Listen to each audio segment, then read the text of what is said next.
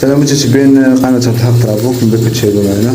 المشكل ملي غيتسمع لكم الصوت في الماكينه على هذا الشكل هو غتسمعوه دابا، كيكون له مشكل هو ديال البولي.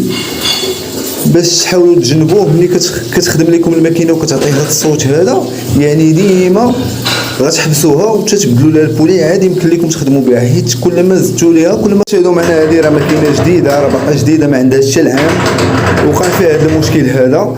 من اش المشكل؟ كيكون المشكل ديالها هو داك الماء اللي كيبقى فيها لداخل، كيهبط مع داك لاريدويل، كيقصر المات وكيدير هذا المشكل هذا وكيكونسي لكم البولي. كتولي انت مضطر انك تبدل البولي، والبولي ديال هذه الماكينه راه غالي.